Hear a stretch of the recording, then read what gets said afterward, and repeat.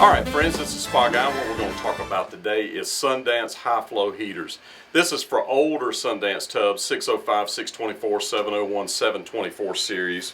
And this is a 5.5 kW heater, and this is encased in a, it's got like a face on it and it's got a back on it. It's kind of an odd looking heater. And if you measure across the flange, it measures just a hair under 12 inches this way and a hair under 5 inches that way. It's got a 5.5 kW element in it, and this is what the back of it looks. It's got a single thermo well right here, and then it's got some mounts for some other sensors and some things that would fit inside of here, like a thermo disc and that kind of stuff. There's an O-ring involved, there's a gasket involved.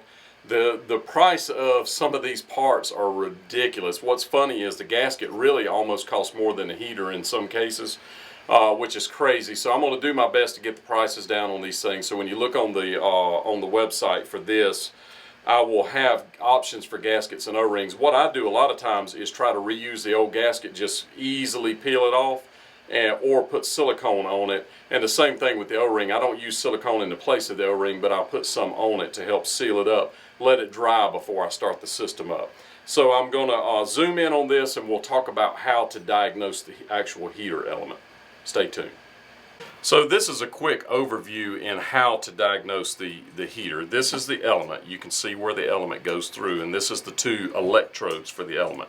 This is a 5.5 kW. 5.5 kW, if it's correct, if it's working correctly, you measure between here and here, it's going to measure about 10.5, 10.6. You can see that one showing 10.5. Somewhere in that neighborhood is correct for a 5.5 kW. If you have a 4 kW, it's going to measure in the 13.5 range roughly. 13, 1, 2, 3, 4, 5, somewhere in that neighborhood. So that means this element is good. The next test would be from either electrode to ground. It should not make a sound from either one of them to ground. And that's pretty much it. So if you measure across there and it shows 10.5 ohms and it's a 5.5 kW, and you measure from here to here and from here to here, and it does not make this thing sound, then this element is good. Now the exception would be you could have some rust traces or something back here that's enough to kick a GFI breaker, but it is not enough for your average voltmeter or ohm meter to test it, to find it. So there's times when there's a short to ground that's enough for a GFI to find it, but not enough for your tester to find it. The other thing would be is I don't have any water on this element right here.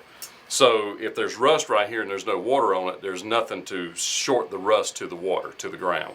So therein lies the thing. You also have your thermo well here, which a high limit or a thermostat would stick down in there, and that's the way it determines if the water's too hot or the heater's not working right, and it shuts the system down.